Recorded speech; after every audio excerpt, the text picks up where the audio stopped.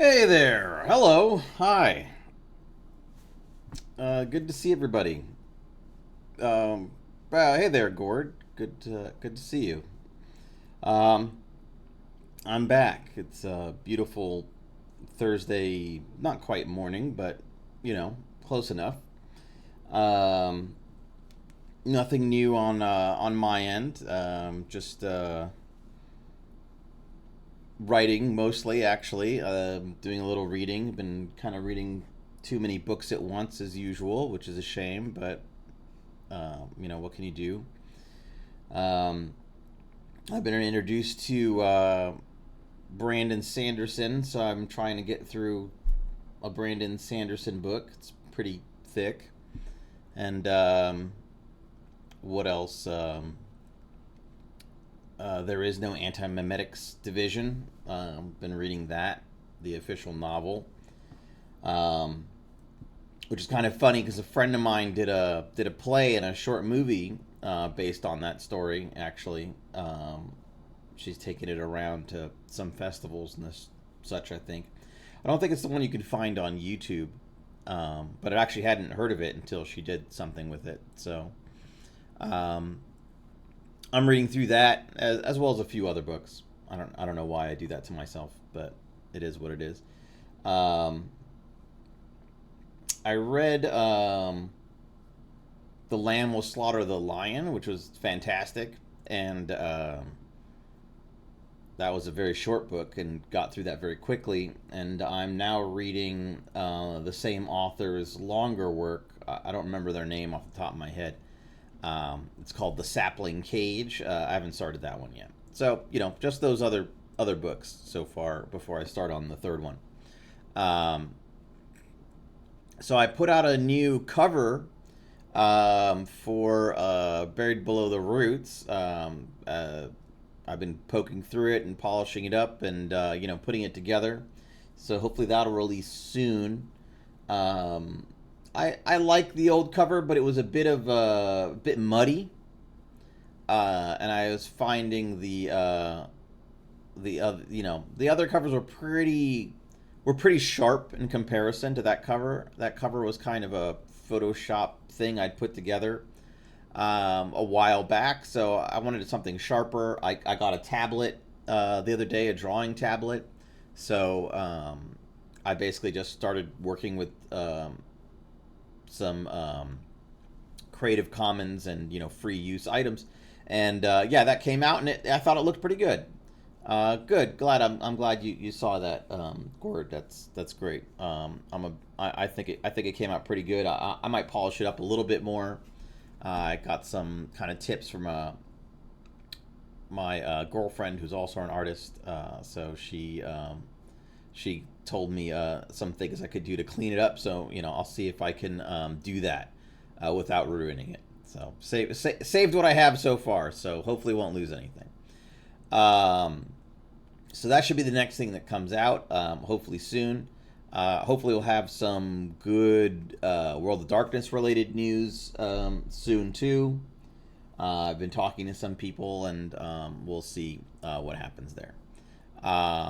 So we got through the Antitribu, we got through Predator types, we got through Paths. We're really working our way through the book. I know I spent some videos talking through like the intro and thematics and kind of the narrative writerly approach to the book. Um, so now we're looking at pack types. Um, so pack types is actually something we introduce in this book, and of course it's kind of the flip side, and we're still all in chapter one, um, and it's kind of the oh no, I guess we're in chapter two now. All right, so we just made it into chapter two. Great. Um, we named each chapter over kind of a, like an important Sabbat rite, basically. Um, so the first chapter was the creation rites with all the character creation stuff and all that, and kind of like the baseline stuff. And then chapter 2 is the Vaulderie, which is more centered about the pack and cohesiveness there and getting it all together. So kind of we build from the individual out in a sense. I don't know what this is. What do we have here as our little each chapter has kind of an intro fiction usually. So this is an excerpt from the Oaxaca Diaries. No author is implied. That we use the symbol here because it's kind of Cathari-esque what's written here. But I guess if I was to pick through this and kind of like look for the subtext or hidden subtext in this text, I guess it really talks about the nature of what I've spoken about before, like the corrupted material world and the like kind of more purified, rarefied spiritual world, and kind of Cain's role in that, which of course everybody has to kind of pay some lip service to Cain and the Sabbat, obviously.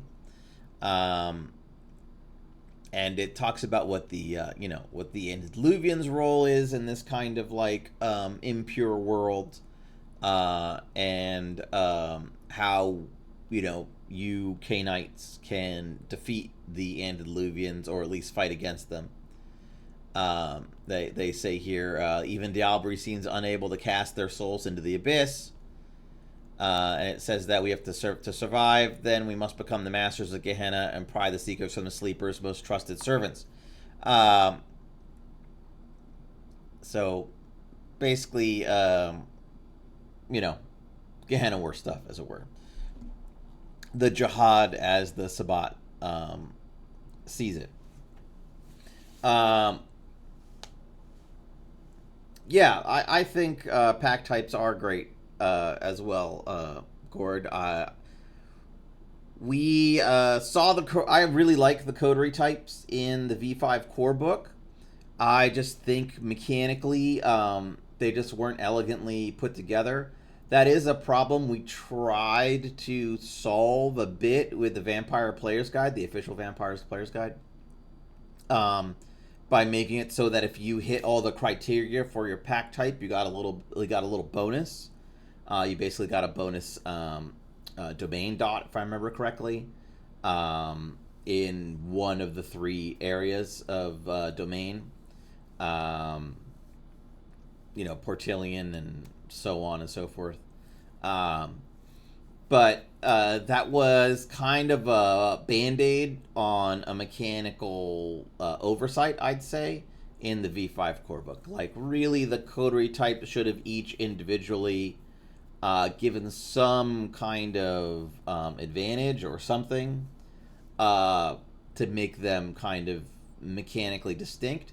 I think right now the coterie types in the core book are interesting and cool, but they're strictly narrative. They're strictly a way for you to kind of like formulate the story of your group, which isn't nothing. That is important. It was just a missed opportunity to wed mechanics to narrative play, which is always important. It's always a great thing to do when you can, to really weave the mechanics and narrative together. And yeah, I think one thing we wanted to do here with Sabbat packs is we wanted to really to show that the Sabbat wasn't as domain territorial focused as they were in the past. That Sabbat packs were kind of almost like mini cults. They each, instead of having a territory necessarily that's all theirs, though obviously, on some level they do exist in physical space, so must have some sway over their territory. It's really not about dominating a couple of blocks.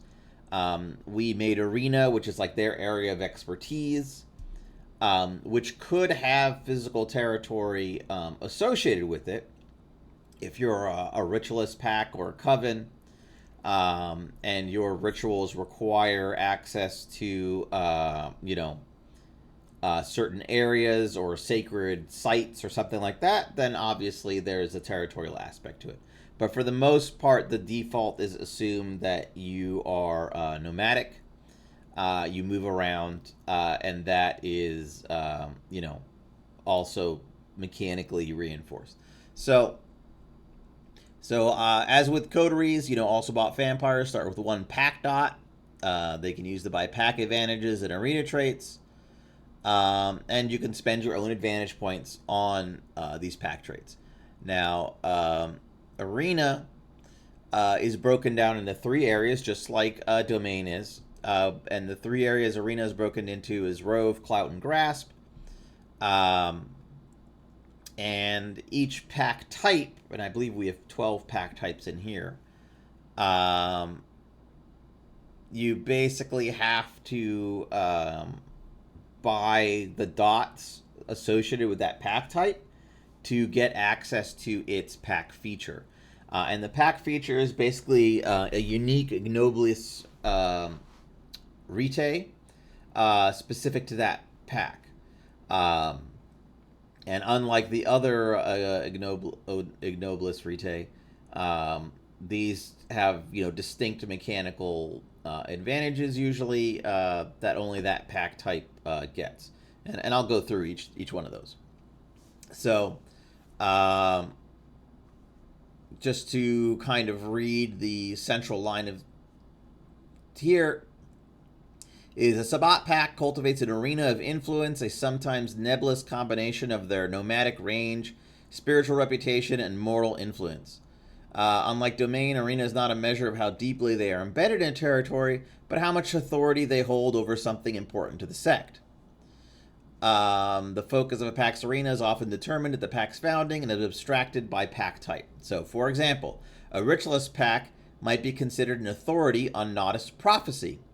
This would be their arena, and others would defer to them on such matters unless they prove false or incompetent.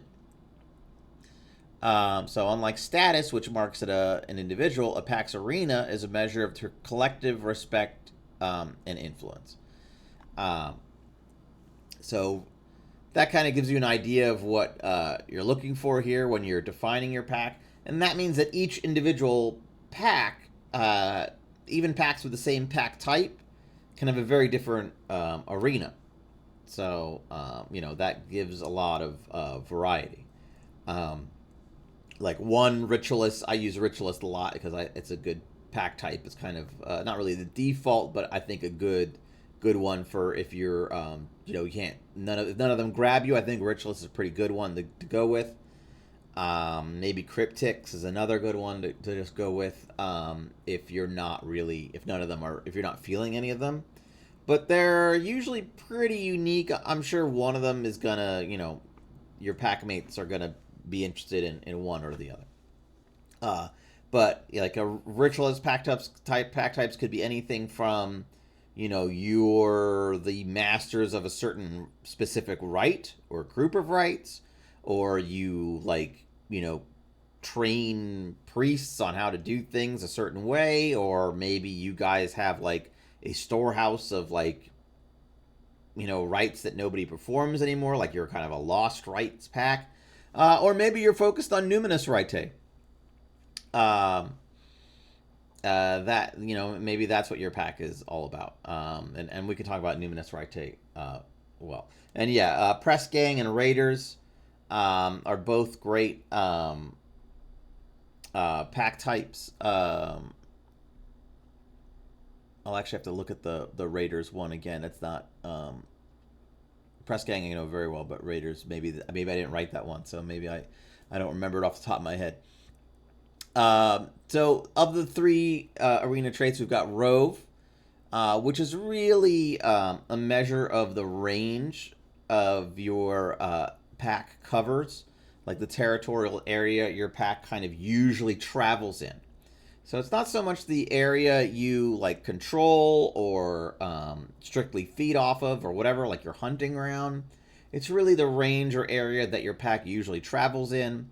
And so, where it intersects with other packs, obviously you're going to meet up with them, or obviously that's where you're going to have friction with our Camarilla members and all that. So a Coven's Rove will usually be lower, obviously, unless they're maybe a really well-established Coven. Then their Rove might be higher because over the years, uh, more accomplished and well-connected pack members have basically built like safe houses and bolt holes and like escape routes and all that, and like dominated or ghouled mortals here and there, so that your pack, if it needs to, can get far fast. That kind of thing. That's another way to think of Rove. So Rove, as far as it's concerned, is about the difficulty to detect the pack or prevent them from reaching their destination when traveling. So if you're trying to detect them or prevent them from reaching their destination, each dot of a Rove increases the difficulty to do that, as the ST, by 1. So it's kind of a defensive measure for the most part. And it also determines how much ground they can cover without needing to make additional rolls. You don't usually add Rove to a roll, but it could be done if an ST thinks something is particularly difficult, or maybe something is like hidden in their Rove and they need to find it. That could be another reason to add Rove to a roll. So when a pack hunts in the Rove area, they always succeed at a cost, but the default hunting difficulty is 6 otherwise. So they don't get any breaks on hunting in your Rove. So it's really not your hunting ground. Well, that's not true. It is your hunting ground, obviously, but you haven't really prepared the ground here just for hunting, because Sabbat are usually hunting as a pack, and therefore they're not failing, but they're often not succeeding quietly. And if you're hunting individually, obviously you're probably not going to be using pack resources for that in general. So once outside the established area of the Rove, a pack's clout and grasp still functions, but only when concerning the core purpose of their arena. So their grasp and clout basically in their Rove are a little more effective when they're in their Rove. And the Rove ratings basically are very big, which is about the nomadic nature of the Sabbat in general. So a 1 dot is a small area, a few blocks, downtown, or a hidden valley. And then 5 is a large territory or region, like Nevada or southern France. So as you can see, the Sabbat can get around, like a pack with a lot of Rove is probably a very nomadic pack. And so may travel a lot or just have all the resources needed to get someplace fast when they need to. Then clout is kind of like status, but specifically about their arena. And basically it's so yeah, the pack's reputation concerning their area of expertise and their ability to call upon large numbers of Sabbat and sect allies for aid. So you as a Sabbat member might have individual status. You might be known because you kill the prince or something like that. So you might have individual status. You might be a big deal. But you might belong to a no-name pack, right? Maybe you got lucky. Who knows? Or the other way around. You yourself may be just another shovelhead, but you belong to a pack with a lot of clout, with a big name behind it, that's done big deeds in the past, or maybe has had famous Sabbat associated with it. Who knows? So clout is basically leaning on your pack's reputation, which is kind of their battle prowess, their individual members, their history, and their expertise in their arena. So clout is basically another way, since arena itself really has no rating, clout is really another way to say, well, of the ritualist packs who are concerned with like Nodus prophecy, let's say there are, a bunch of those for some reason, your clout will really tell you, that you guys are, how established you are in that arena. So with a high clout, you guys are recognized as really, knowing what you're doing. With a low clout, maybe you're considered more amateurish or you've had fumbles in the past. But so basically, one dot of clout gives the pack a default difficulty of 7 when calling upon other Sabbat packs to aid them against sex enemies or in pursuit of their arena. So, when you call upon clout, it's because you're attacking the sex enemies or you're pursuing something in your arena, not because, you just need a favor. Maybe you'll be lying, that's part of the clout, right? Each additional dot of clout reduces difficulty by 1. The type of roll required on how depends on how you call for aid, and the nature of the need. Clout also increases the willpower damage inflicted on Sabbat rivals during a social combat on a 1-for-1 basis, though it does not stack with damage bonuses gained from the audience. So, if you're in social combat with another Sabbat pack, or a member of the Sabbat or whatnot, clout is basically the floor of willpower damage being inflicted if there's not like an audience. So even without an audience, Sabbat packs can basically get into social combats, and then clout becomes the floor of the damage. If there is an audience, then basically you use the higher of the two. So like if the audience is like meager or there's nobody really important Sabbat status wise in the audience, then your clout's going to be your base damage there. And clout is also used in a system we add to the book called atrocities, which is basically when you use kind of sect resources or engage in actions which are usually only used like in open warfare, like creating a giant vase or something, or unleashing like a blood plague, that kind of thing. Like big flashy things that could endanger other Sabbat packs and the sect, or bring the Camarilla or hunters down on you, that kind of thing. Or basically just use up finite resources. Those are basically based on a clout roll, and your pack arena actually has, the type of arena you have actually determines the difficulty of the roll and all that. So that's kind of cool. I think Rove Gord is good as large. It's fun. Really, what I wanted to do is give players and STs permission not to have to go through a bunch of dice and mechanical stuff to be nomadic. Basically, if you are a pack that wants to be wide-ranging, nomadic, hardened, seasoned travelers, I basically wanted to give you something that you could just buy that would give you a pass to do that.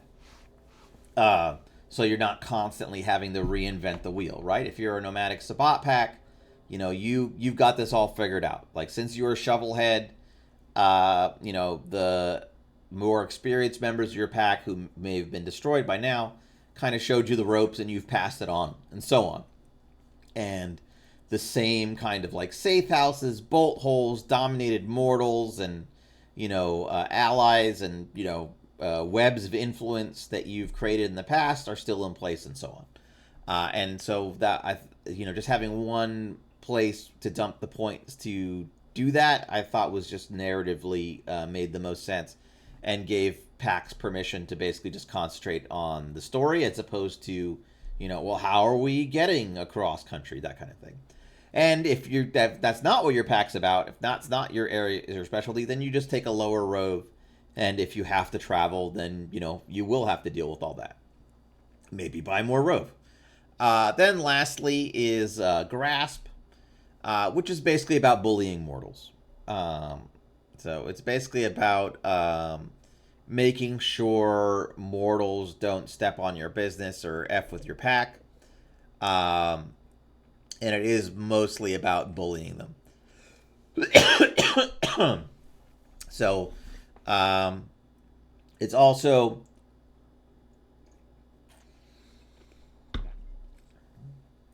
since mortal ties in general are frowned upon in the Sabbat, like a ghoul, that kind of thing. that you can kind of get away with that for the most part, or certain allies. Uh, but uh, maintaining influence, maintaining useful, upstanding mortal allies, maintaining a mask, maintaining large resources in like a banking system. That requires a lot of contact with mortals, basically.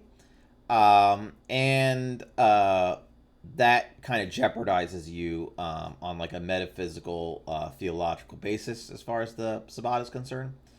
Um, so grasp is basically their way to get things done that other vampires in the Camarilla Anarchs, they might use influence or resources, to get by.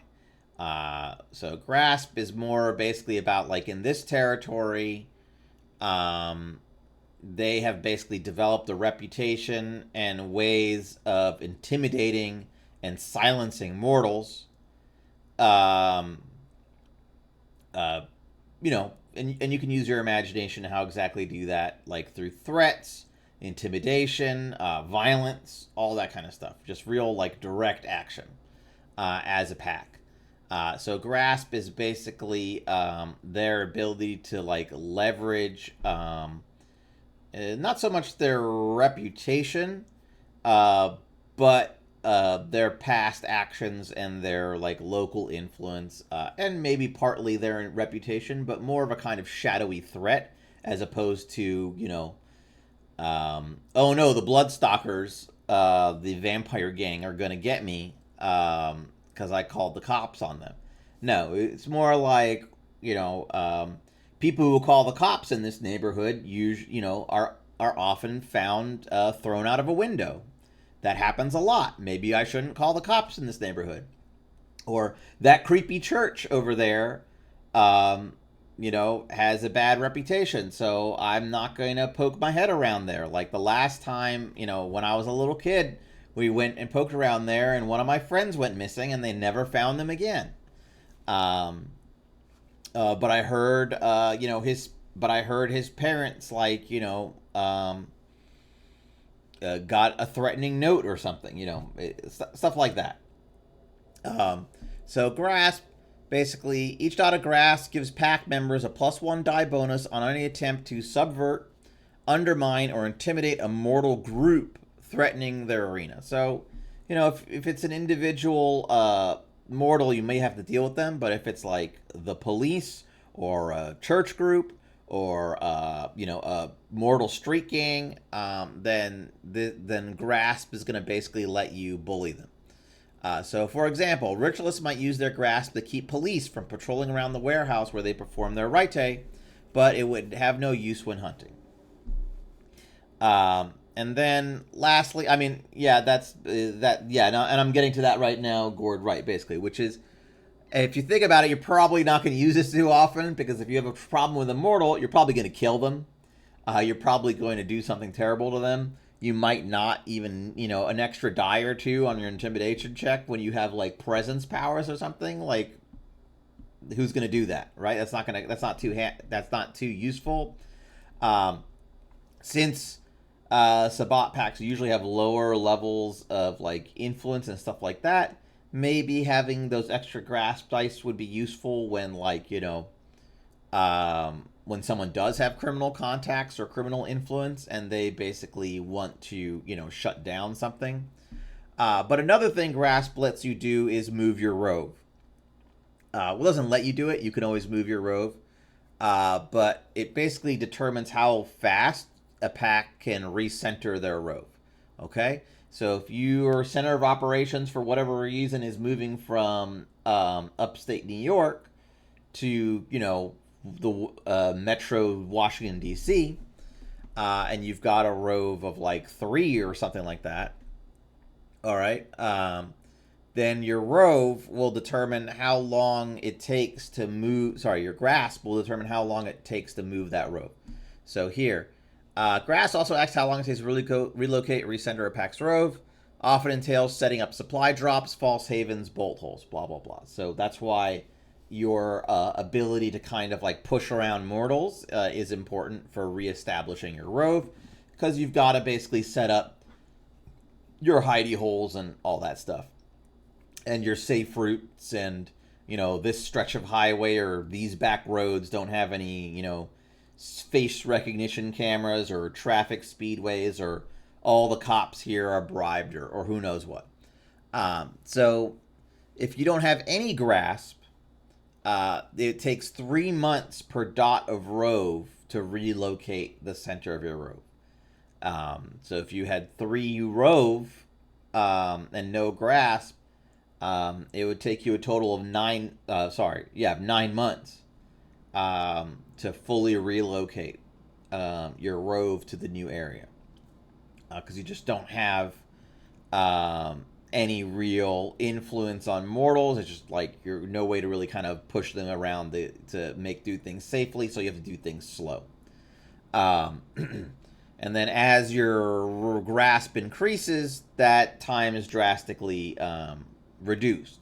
So having a pretty high grasp, so having a lot of rove and a good amount or high amount of grasp actually makes you even more mobile as a Sabbat pack. Not only do you have a wide-ranging area that you could travel in, but you can recenter your rove, your kind of area of wandering, fairly quickly. So with the same example, if you had 5 grasp instead of 9 months, it would take you 9 days. So that's a dramatic difference.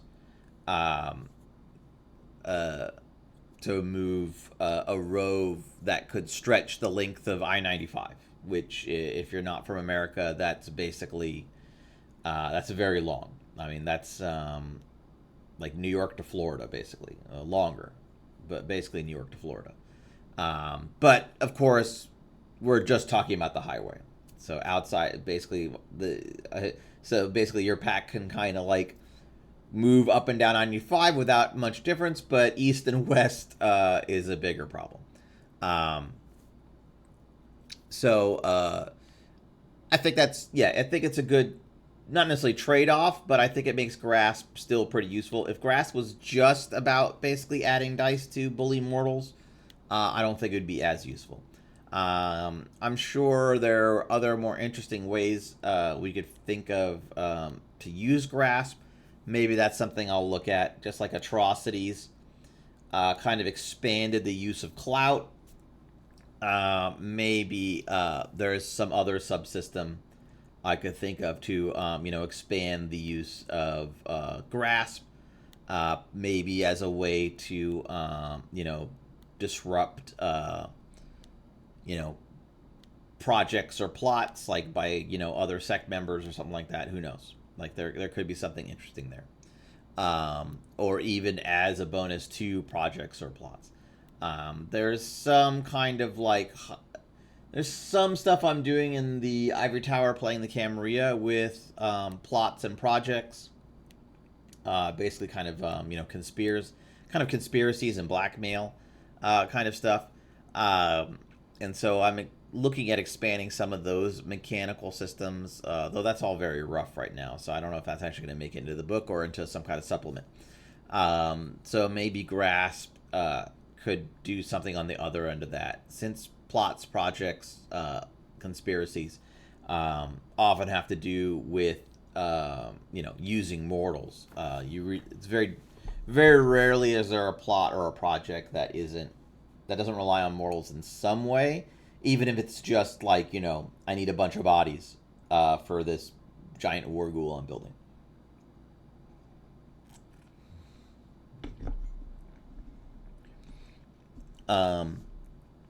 So perhaps I can look into some added uses for Grasp there. So here we just have a little blurb about the pack dots, and we have a sample pack map. This writ large is actually in the back of the book, and we talk a little bit about pack dots. And here we actually talk about pack mates. So who have to deal with like mortals. So, for instance, many packs consider regularly dealing with mortals to be lowly or dishonorable work. So, the task of taking care of the pack's herd or retainers is often given to a new recruit or formalized as a punishment role with names like Rector, Dog Catcher, Flesh Wrangler, or Blood Mopper. Uh, that kind of mortal ties flaw yet again coming into play, and kind of the interesting dichotomy of how the Sabbat deals with mortals and thinks about mortals. Um,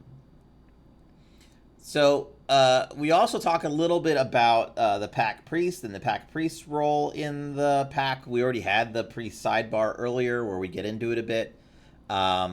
Here, I believe the sidebar talks about pack dots and the role of the pack priest. So this is kind of a in-game, out-of-game issue as well. So there's kind of little meta. So I wanted a little sidebar here. So on pack dots. A Sabbat player can buy backgrounds for their pack as communal resources that any packmate can access, but merits cannot usually be bought this way. The pack priest can veto any background purchase that goes against the pack's focus. These dots are refunded back to the player, though a priest should be careful not to alienate their pack by denying them something they depend on. And then flaws are taken by the pack through consensus, guided by their priest with storyteller approval. Just as with backgrounds, pack flaws are communal. Pack flaws grant dots that must be spent on the pack. So yeah, you could give your whole pack like Methuselah's Thirst or something like that. But basically, we wanted a role for the priest, not just in role play, though obviously that's the most important role for the priest. But we wanted to give it some, mechanical basis too when you're the priest. So if a packmate is basically like, I'm going to buy the whole pack herd 5, right? That's pretty great. Like, the pack would probably be pretty happy about that. But you as the priest, if, you're, say, like a nomadic pack, like you're very nomadic, you're couriers, or maybe you're a group of paladins or something like that, as a priest, you might be like, well, no, that's going to tie us down if we have such a huge herd, or it's going to make us vulnerable if we have such a huge herd. Or perhaps you're like a Nautist on the Path of Cain, and you think having such a huge herd will like just weaken you because you won't be hunting anymore. Really, you'll be depending on this herd all the time, and so you'll just become like, couch vampires. So you, the priest, can basically make the argument to the pack that no, this is a bad idea, we shouldn't do this, and you could veto it. If you could veto it no matter what, is the way it's written and the way we play it. You can, even if the pack's like, no, come on, we want that herd 5, forget, like, stop, like, we don't care. You could still be like, nah, we're not doing that, and give the guy his points back. Now, the problem with that is that's not just, the way it's portrayed narratively shouldn't just be kind of on the back end. It shouldn't just be mechanical. It should basically be, a story element where a member of the pack is basically, willing to, give everybody this huge herd, and the priest is basically like, no, we're not doing that. That goes against, like, the pack's traditions and all that. And that could actually be interesting story-wise, because some pack mates might line up with the herd vampire, and others will line up with the priest, and potentially this could be an inciting reason, or part of the reason why the priest is challenged for their leadership, that kind of thing. So I thought it would make for an interesting story element. You can add some narrative elements in there too.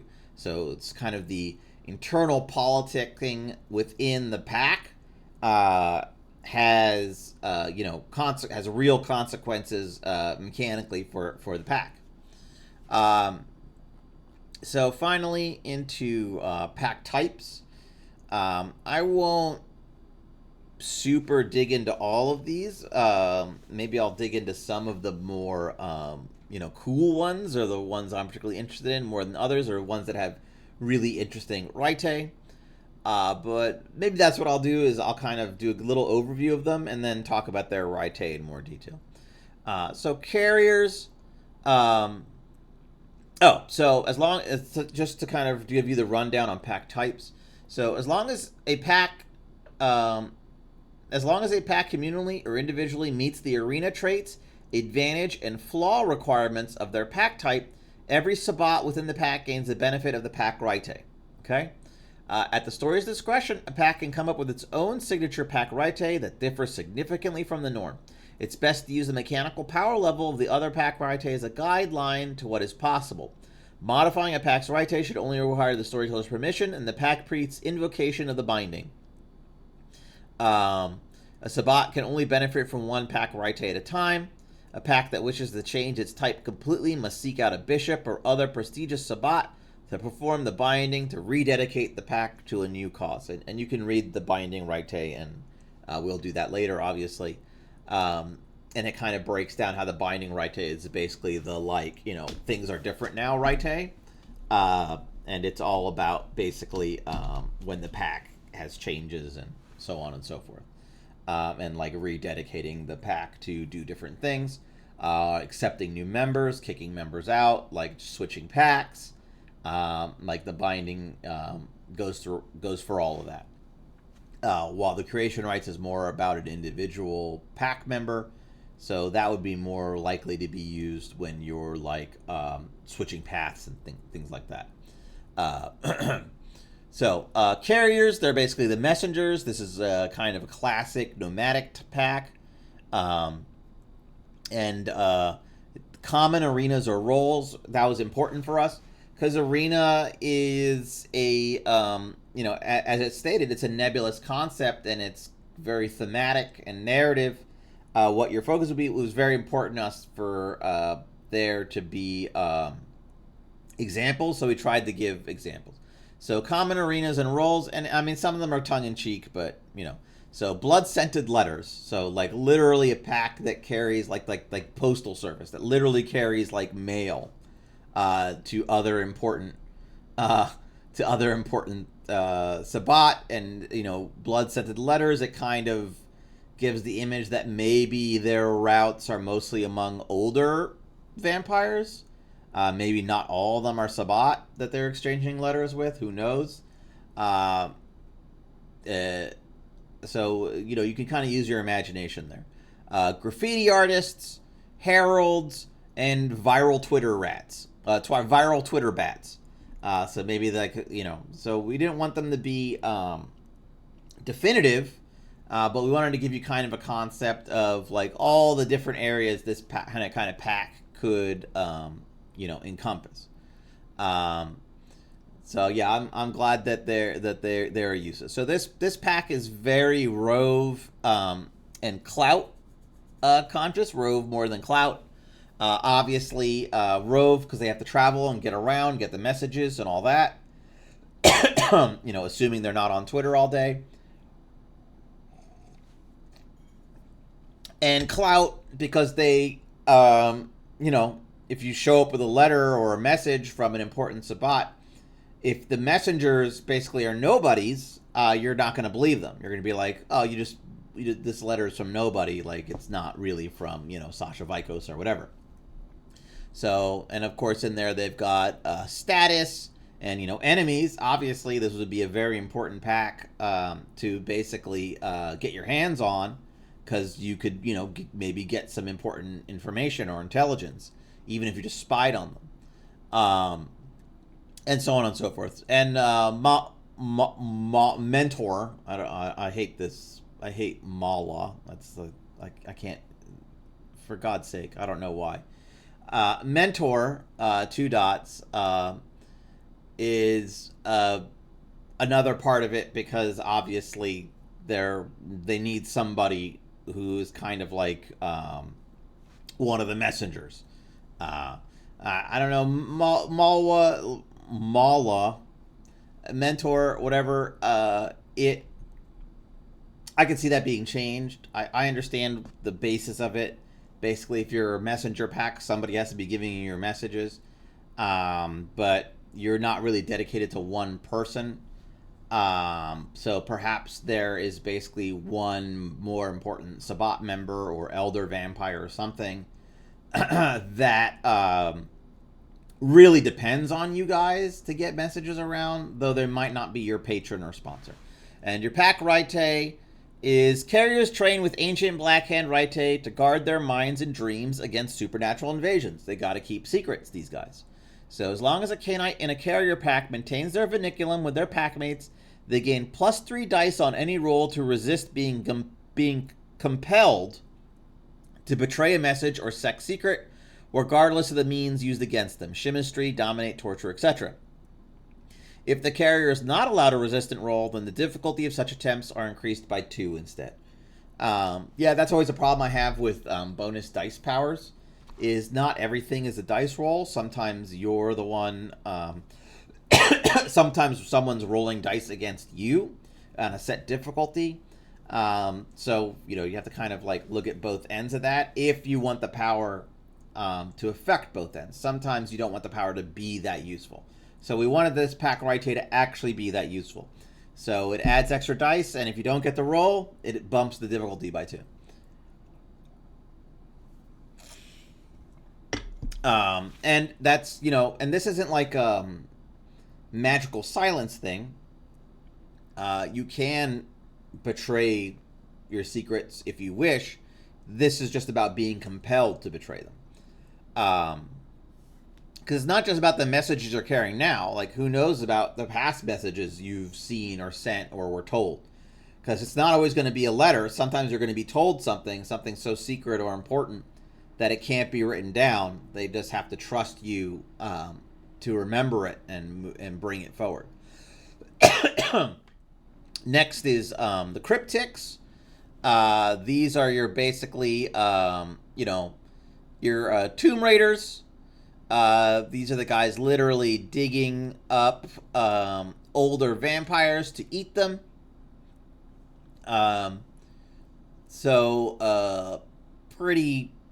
Pretty cool basic Sabbat pack type, I think, for kind of the new V5 Sabbat. So cryptic priests are usually bloated with the blood of dozens of Dabris and reserve the right to feast on the soul of their most select prey. Disputes over leadership in these cannibal packs are often violent and end in fatal death, as the stakes are too great to risk festering resentments within their ranks. So this could be a pretty brutal pack, narratively, because obviously these are vampires who are committed to Dabri as a group, basically, though not all of them are necessarily Dabrists. Maybe there's, one or two who are like the main Dabrists, and the others there maybe like, take a sip on the side every now and then. But for the most part, chances are this pack is going to have low humanity. So they're all going to be on paths, probably, if they're smart. Maybe Path of Cain, if they really want to get the most out of Dabri. But their humanity is going to be very low, which in this context means that their individual identities, their, kind of remembrance of their mortal selves, are going to be very low. So they're going to be operating on, a very kind of bestial level for the most part, with really only their path and their loyalty to each other, the Vinniculum, and their loyalty to the sect kind of holding them together. So that can be particularly dangerous if somebody kind of like slips off their path or becomes more committed to Dabri than the goals of the sect, that kind of thing. Then suddenly you could have like a white on your hands. So it could be a pretty brutal play. So this pack is very clout heavy. With a little bit of roving grasp, they have to get around. They have to keep things quiet. But they're really about the business of the Sabbat, in a sense. They're kind of like directly taking it to them.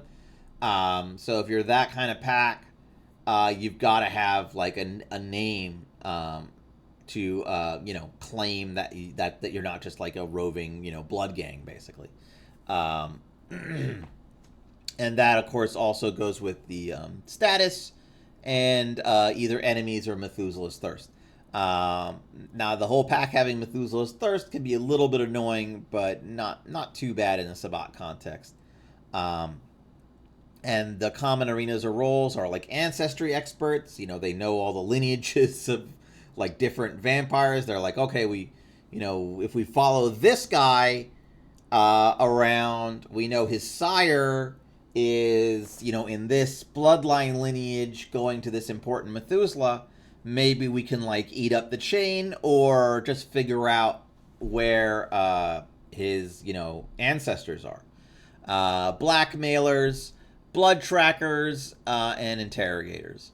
Now, the blackmailer thing is mostly about gathering information, as we'll see from their Rite. Gathering information from the people they eat and using that information basically against their enemies. So these Sabbat are master stole stealers and have developed numerous ignobious Rite that allow them to sift through the memories of mortals and even other supernatural creatures by draining them of blood. Once per session, when a packmate ritually drains a non-vampire victim, they can ask the storyteller to reveal a specific memory or to recount their victim's most recent memories. Experiencing a Canaanite's memories through Da'abari requires a numinous Rite. See the sepulchre key. So they are such experienced Da'abarists, they can kind of Da'abarize non-vampires and steal their secrets. Which can be useful for, hunting down ancients sleeping in tombs and such. There are 12 of these, so I'm going to keep moving. If anybody has any questions, feel free to throw them out there. Next is hacktivists, which personal favorite. I don't know if I'd play them, but I like the flavor and the write-up. It's pretty interesting. These are basically like your information warfare, your hackers, all that. They are grasp heavy, so they really can bully mortals around. And they're actually, they're pretty easy to get as far as what you need. Partly that's because the stuff they need is kind of mortal oriented. Resources, mass. They're a little sedentary, the Haven. And then lastly, Grasp, which is arguably the least useful of the arena traits. So they're very heavy in Grasp, because obviously with all the informational warfare and hacking and all that, they could bully the shit out of mortals, intimidate them, get them to do what they want, or keep their mouth shut. So common arenas are Blackout Crew, Crypto Scammers, Digital Tracers, and Identity Thieves. So Blackout Crew could be nebulous. Maybe they're disrupting power grids. Maybe they're shutting down factories or shutting down information systems. All the rest, I feel, are pretty explanatory. Their Pack Rite is hacktivists celebrate their conquest and hacks with secretive but joyous ignobious Rite. They mark their territory by hacking or infiltrating key systems of mortal infrastructure. Their favorite targets are police communication systems, government data centers, or critical utilities. This cornerstone hack often becomes the foundation of their efforts to steal information and identify targets within their rove. As long as this system remains compromised, they will be automatically forewarned if they come under digital scrutiny from local authorities, the Second Inquisition, or allied hunters for the rest of the story. So they basically have like an early warning system because of a compromised hack system. And of course, if for whatever reason their kind of foundational hack gets unhacked, in some ways that also is a little bit of a warning to them that perhaps they need to move on. So an interesting kind of Sabbat pack, especially for like younger Sabbat. And, obviously also something that can generate story ideas. Like a hacktivist pack could cause very unique problems for the Sabbat and generate very interesting stories. Janitors, kind of a tongue-in-cheek name. These are the guys who look after mortals, kind of clean up after the animals, as it were. So these are the packs that really Deal After Mortals. It used to be kind of oriented with the Silence of Blood, which was like the Sabbat's kind of like quasi masquerade, which was really a thing, more a thing during the kind of like Sabbat as hypocrites era of Sabbat writing and portrayal. Really, in the earlier editions of the Sabbat, the Silence of the Blood was really you just murder them. So these were like the Silence of the Blood packs and the Ghoul family packs. So janitors are composed of Sabbat that have taken on the responsibility of looking after one of the few remaining Ghoul family estates and directing their continued work in support of the Gehenna War. So the Sabbat is pretty fractured now, so they really can't depend on these Ghoul families like they used to. So now there are packs where basically their orientation is basically to keep these Ghoul families in line. They might think of, switching sides, or just, fucking off and doing their own thing, or just having like orgy parties all the time. Shout out Xanatosa. Most of the packs prefer to call themselves custodians or custodes. The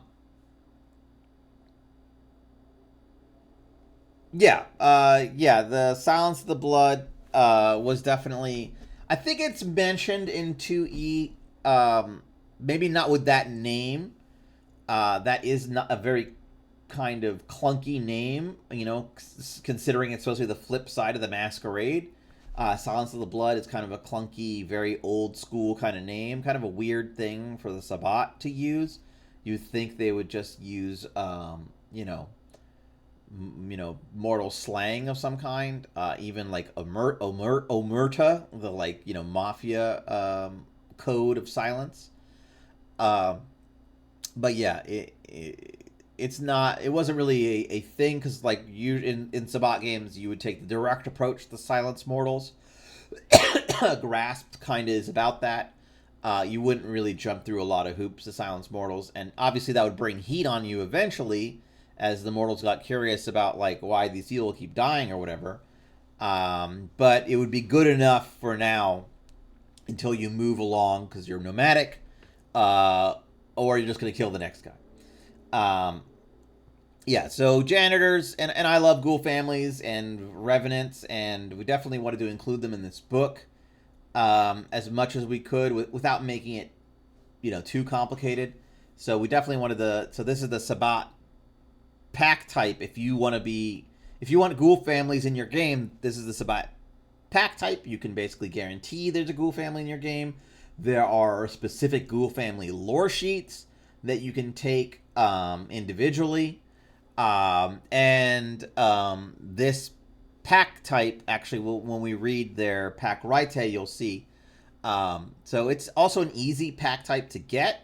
It's very low on the advantages requirements, like 1 retainer, Haven 3, probably the estate itself. You're suspect, unfortunately, because you're dealing with these goddamn mortals, these revenants all the time. So other Sabbat are kind of like, you guys are a little sketchy.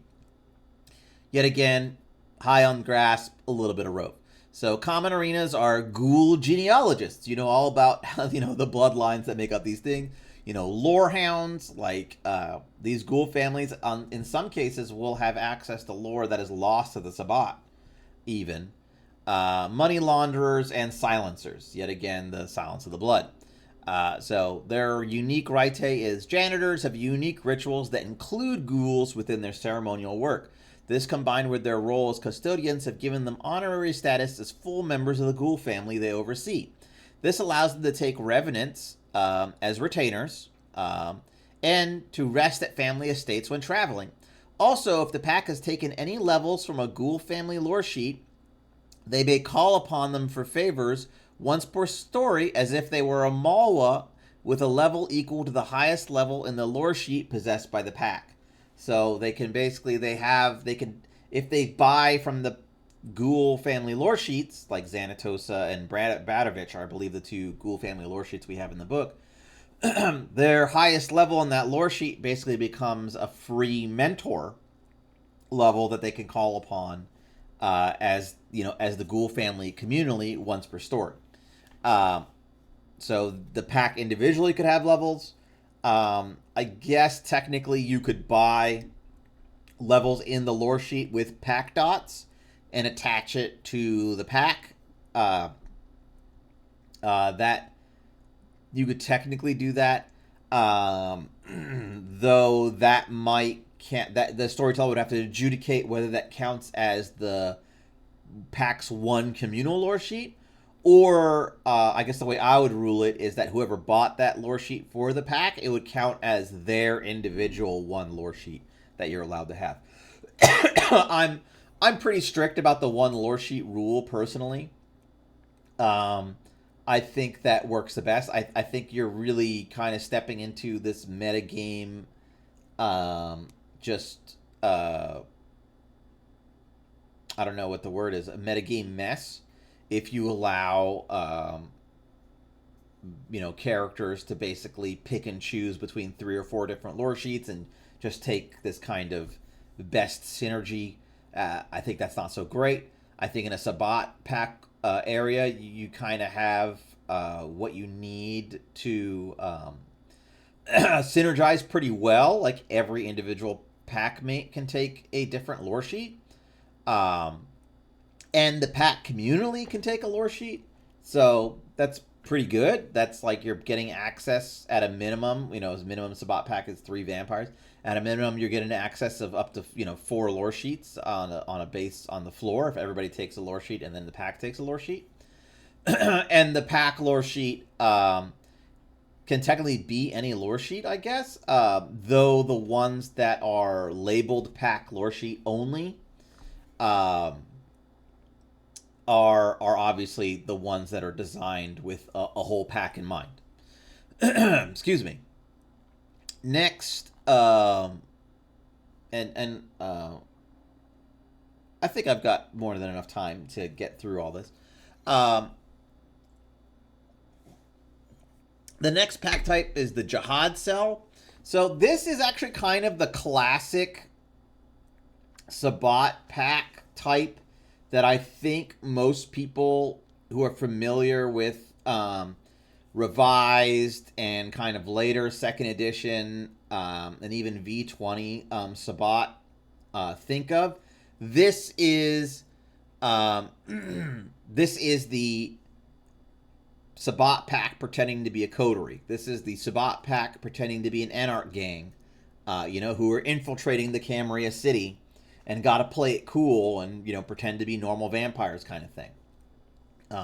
Not really my preferred mode of play, but I think for a lot of people coming from Camarilla play especially, and maybe a little bit of Anarch play, that is kind of the go-to expression for a Sabbat game for them, because they basically take their standard setup of the city, whatever that may be, but flip the characters' interaction with the city, right? Like they are, a fifth column. They are spies, invaders, potentially assassins, who are there to F the city up, not to climb the rungs of power and like play with the NPCs, get one over on them. So I understand why that's such a common concept for a Sabbat game, though it's not really one that I gravitate towards.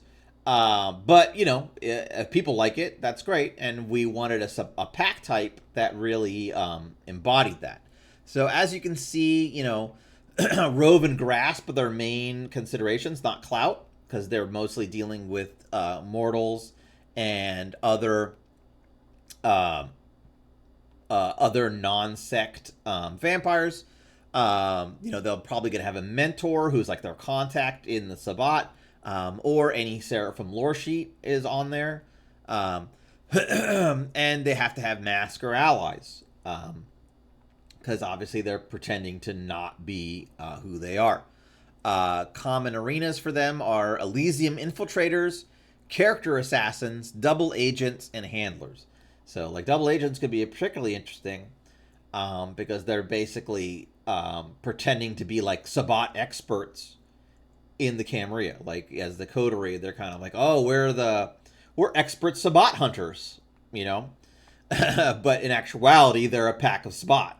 Like, I think that could be pretty crazy. Um, and that does the double job of also covering up for the fact that they're, weird, and maybe know a little too much about the Book of Nod. So their pack Raite is the Jihad Cell is adept at framing others for their breaches of the masquerade, often diverting hunter or Khemri attention onto their enemies. They often perform ignoble Raite to mentally prepare themselves to gaslight and deceive their enemies with a coordinated stream of lies and bad faith arguments. A Jihad Cell can use social combat against another group of vampires or supernaturals within their rove to frame them for their cell's own crimes. The type of skill roll depends on the methods deployed by the pack to frame their victims. It can take several nights for the pack's machinations to bear fruit if the victims are not near the crime scene when framed. So that's pretty freeform, but also I think pretty interesting. That would be a pretty cool use of grasp too. Like perhaps depending on how they do it, you could throw grasp into those roles. And their arena, of course, character assassins obviously would be pretty good. Handlers, by the way, is more about there are spies within the Camarilla or double agents within the Camarilla or Anarch City already. And your pack is basically handling this important spy. That could even potentially be the mentor in their requirements, right? Like perhaps the Nosferatu Primogen, as in Milwaukee by Night, Petrovich. Perhaps the Nosferatu Primogen is actually secretly a Sabbat member, and you are a Sabbat pack who are basically there to handle them, to take any information they find and make sure it gets to the Sabbat, or if they get into trouble, extract them, or if there's a problem they can't handle quietly or covertly, you can handle loudly for them. So that actually could be a kind of interesting way to play a game. As I said, a lot of these Sabbat pack types, they really bring forth a certain style of play and a story elements, and that's what they're there for. Lastly, I wish there are a bunch of these. There are 12. I think we're almost halfway through now. We've definitely gotten through 5 or 6. Menagerie. So these are kind of like the animal handler packs, just like the janitors deal with like ghoul families. These packs are really interested in animals for some reason. Like they're kennel masters, perhaps even I guess on some level you could maybe do a a spin on this where they could be like war ghoul masters, like Slacha masters, that kind of thing. Though that would require a little tweaking on how this pack works. But yeah, they're kind of the kennel masters. They handle animals and stuff like that. Some menageries specialize in particular kinds of animals, often favoring dogs, wolves, or pigs, and provide their services to the war effort as shock troops or a convenient method of body disposal. So pig farmers. So common arenas are pig farmer, obedience school, kennel masters, urban scouts. I think that's pretty interesting and cool to have Sabbat who are very animal focused. Obviously, the mortal world isn't really for them, and animalism is a power that is very highly regarded by both Nodists and Lilins. And of course, if you're a nomadic Sabbat pack, though these guys are a little more stationary, actually, in just by looking at their base advantages that they require, such as Haven and a lot of grasp, they're a little more stationary than a purely nomadic pack, but they do have a good side road. So their pack Raite is feeding their animals from a pool of their commingled blood is a common menagerie ignobilis Raite. Animals turned into ghouls by this pack's mixed blood gain a discipline dot and power from either celerity, fortitude, or potence, if a member of the pack possesses one of these powers. This is in addition to the normal benefits of becoming a ghoul. So they have very powerful animal friends, and so that could really bolster their numbers in a conflict. Maybe not the most common pack type I think players would choose, but yet again, an interesting story idea. Paladins, kind of classic Sabbat. Had a role called the Templar, who was basically like a bodyguard or soldier who guarded, an important member of the Sabbat. And Paladins were kind of a derivative of Templars. Often they guarded, really high status members of the Sabbat, usually like archbishops. You would call their Templars Paladins. And often they would be like on honorable accord, though not necessarily. So Paladins are this kind of a callback to that. And so these are basically Sabbat who are dedicated to an important or high-ranking member of the Sabbat, usually a Seraphim. Paladins usually draw their members from Sabbat veterans who were embraced before the start of the Gehenna War, but their oaths of service are strictly voluntary. These packs seek out powerful Sabbat leaders and pledge their loyalty to them for the good of the sect, not for personal glory or favor. So it doesn't have to be a Seraphim. It can be any powerful Sabbat who's not part of their pack, probably. Although many Sabbat look to the Seraphim and the remaining Prisai for guidance, now that the Regent and Cardinals are effectively no more, few would consider pledging their entire pack to one of them. Such devotion is usually only reserved for Cain or Lilith within the Sword, and Paladin priests have to walk a fine line when exalting their master in their ritual sermons. So you kind of have to be careful of the hero worship, but other than that, it's a pretty interesting pack type.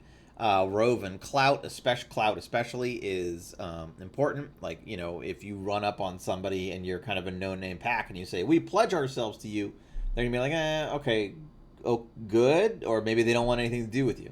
So if you don't have a name for yourselves, chances are, like especially a Seraphim or somebody who's trying to build a cult of personality or already has one, is not going to really be interested in a bunch of scrubs. But if some hard hitters roll up, then that's a whole different business. The common arenas are ambassadors, bodyguards, diplomats, duelists, Templars.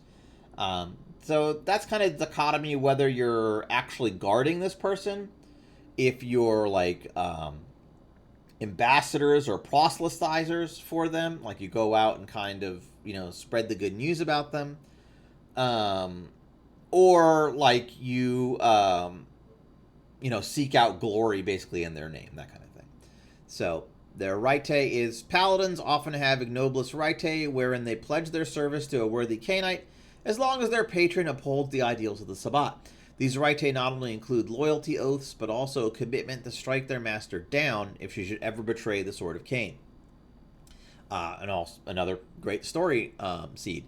These almost worshipful ignobilis rite mean that the Paladins often have a heightened vinculum with their patron and their other Cainite followers. Whenever a Paladin calls upon the vinculum, the bond strength is always treated as being a minimum of 3 if both Sabbat serve the same patron.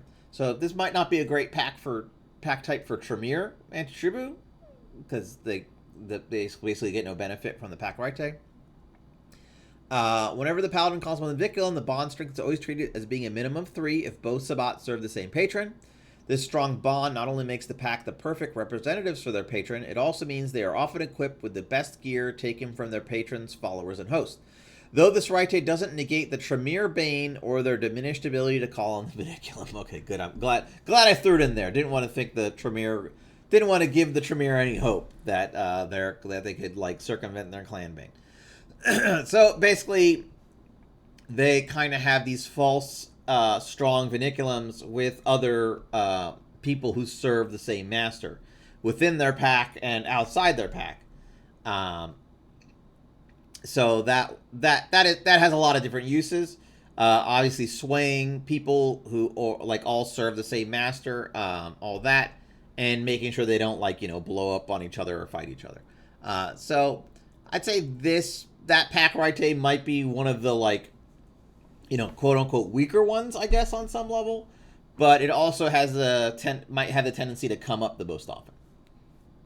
Um, I know, Gord, you were saying that your press gang is the one that's in your current game. These are basically the guys who create masses of shovel heads. Like anybody can make a whole bunch of shovel heads, but they're kind of the experts at it, as we'll see from their pack right. Here, I just wanted to read one thing. So they burn through shovel heads. Though the few times a shovelhead endures their early nights in a press gang, they are often treated with a strange reverence as the pack looks for greater meaning in their survival. So they burn through so many shovelheads and just masquerade vampires, that when one or two do survive, more than a couple of nights, they're kind of like, oh, this guy, there must be something special about this guy, like Fate or Kane or somebody's looking after them. I thought that was a cute way of going about it. So they got a lot. I mean, obviously, this is a pack with a lot of enemies. It's very easy to get this pack type. Basically, you just need a place to do the deed.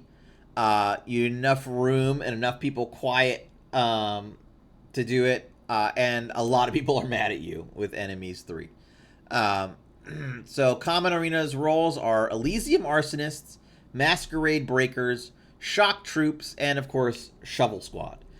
So those are very tongue-in-cheek. This is not an arena that needs to be very deep.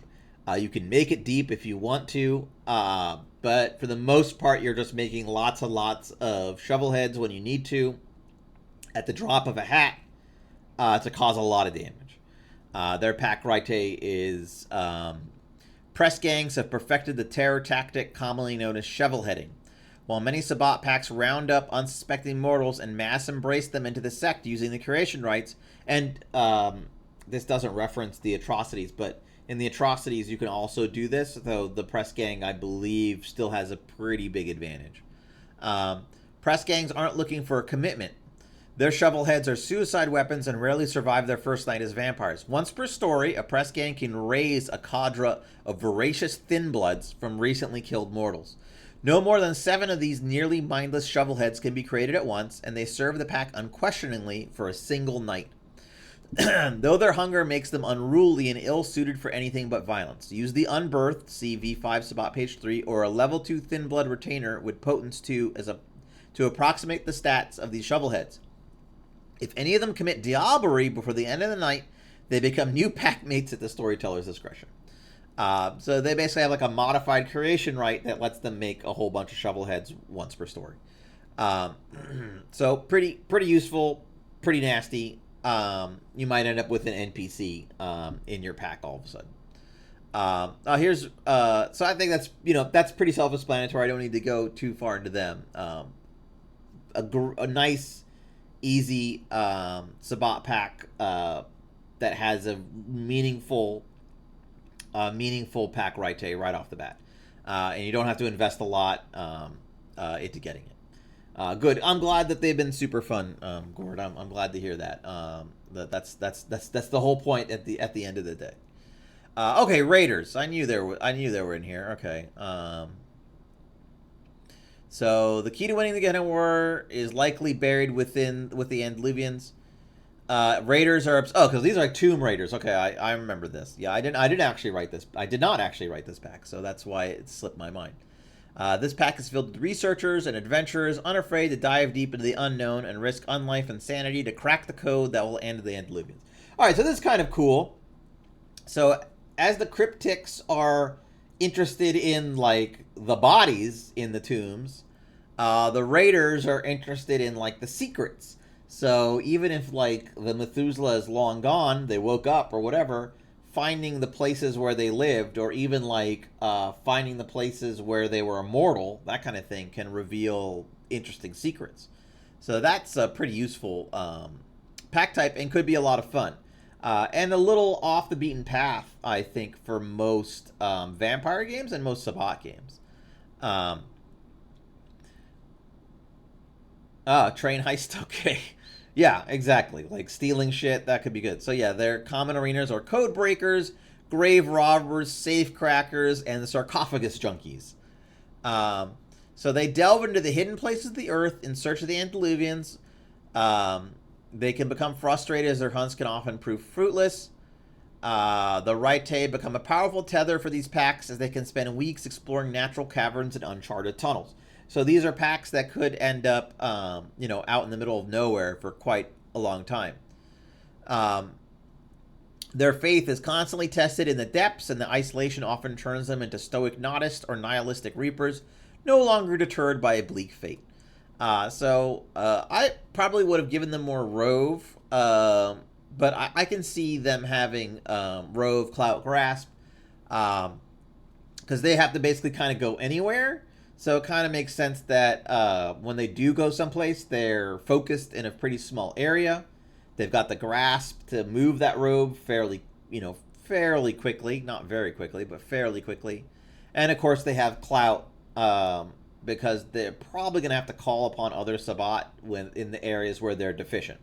Because this could be a very mental heavy pack potentially. Or maybe a very kind of like Explorer Tomb Raider heavy pack. It says here that Gangrel, Malkavian, and Ravdos and Tribu are common among their neighbors. Raiders often seek the mystical expertise of a emissary Tremere into Tribu. And their priests often have to deal with the psychological and spiritual trauma of their packmates as they delve into the hidden place of the earth. Yeah.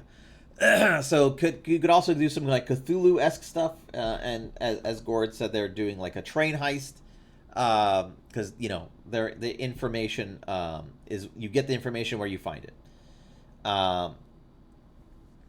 Trying to pull answers from the abyss. Okay. Well, yeah, I don't know if you saw the Crowned in Shadow book that we have that has some optional rules for like abyss mysticism and all that. And there is actually a project / plot that's kind of like the mini projects that are all about asking the abyss questions and stuff like that. I think it uses blood sorcery and obfuscate. But if you wanted to just make it Oblivion or whatever as the requirements, I think that would work fine too if you use Oblivion in your game. And that's free or pay what you want on the Storyteller's Vault. If you want to check that out, Gord Whisper. Oh, great! I'm glad it's been of use already. So the Raiders, they prefer Ignobles Raite that illuminate and reveal buried secrets.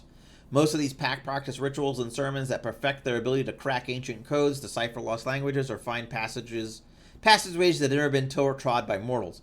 Sabbat in these packs add +1 die to all academics, investigation, or occult rolls they make use of a specialty, and they gain 1 extra language per dot in linguistics. So their pack Raite is very, it's a bit more mechanical than the other pack Raites, which is fine. To be honest, like there's not. It's also kind of simple and doesn't need a lot of explanation or brainstorming or all that stuff, like how it would be useful. It's direct and straightforward. You get +1 if you've got a specialty. You're getting in academics, investigation, or occult. It's giving you 2 dice instead of 1 dice. That's pretty good. And every dot you've taken in the linguistics advantage is giving you an extra language. So it's not too bad. I'm not a big fan of how V5 does extra languages actually, but that's pretty good and pretty useful. And it doesn't step on the toes of the other pack types who are interested in like tombs and the such. And like can get you a big honking die pool. Removers, this yet again was more about the like fantasy. Like Removers is a play style we mentioned in the book, and here it's a pack type. So this is more about the fantasy of being a remover than saying, hey, if you buy all these requirements, you're as good as a Black Hand remover, right? So the Sabbat in the Black Hand, as we've said a million times, they're fractured, they're scattered, their hierarchy is no longer in place. The Sabbat Inquisition basically doesn't exist. There's nobody to kind of like enforce the rules on people. So if you just call yourselves removers and you're really good at killing people, not a lot of people are going to question you. Like, maybe some stuck in the mud fogies are going to say some shit. There's a Seraphim in particular who, if you don't work for her and you call her yourself a remover, she might have a problem with you. I forget her name. The Assamite and the Tribu Seraphim. Nawal, I think. I don't remember her name off the top of my head. Yeah, I think it starts with an N. Bint Hawa, that one. So these are basically the assassins. You kill enemies of the sect, especially important enemies of the sect. So once a name ends up on their list, they do everything with their power to cross them out. Princes, emirs, and primogen are quietly snuffed out in the heart of enemy territory or destroyed in dramatic masquerade-cracking public displays. All removers have their preferred methods, but paramount to their mission is not only murder, but sending a message that conveys the Sabbat's limitless brutality, power, and reach. So they've got a lot of rove and a good amount of grasp. Not a lot of clout, actually, though they do have status. And the reason we made the clout not an issue here is because these are guys who are not calling on other Sabbat packs and Sabbat members to do their work for them. Like, these are kind of, they're self-sufficient. If you're calling yourself a remover, you do it, yourself. So while they may have status, if they have like a big infamous reputation, they probably might be kind of doing something wrong. They're supposed to be assassins, right? Famous assassins kind of break the deal. They usually have a mentor or a seraphim. That's usually, who's kind of giving them their targets. And they'll either have mask or allies because, they have to sneak about. Common arenas for these guys are, assassins, obviously, extortionists, like, we're going to kill you, ghoul snatchers, impersonators, and, of course, terror tactics. And they have a very interesting pack rite. It's maybe a little too mechanically finicky, but I find it cool, which is removers practice Ignobilis Rite that recount the names and methods by which they dispatched great enemies of the Sword of Cain.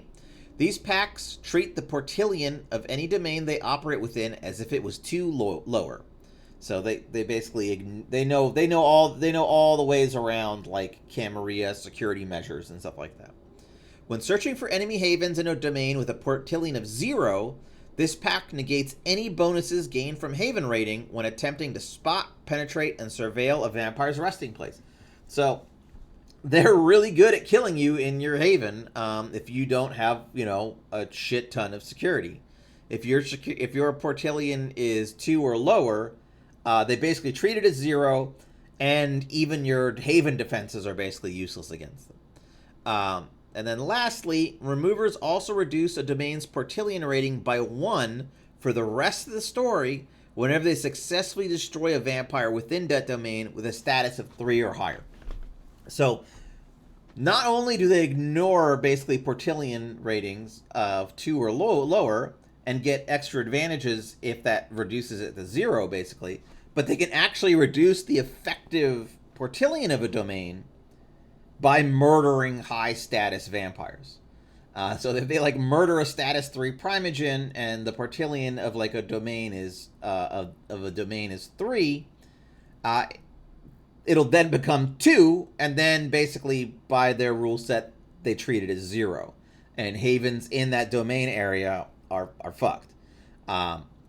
So their mechanic is a little finicky mechanically to read, but once you actually work through the mechanics, it means they are really good at murdering vampires. They are really good at murdering vampires.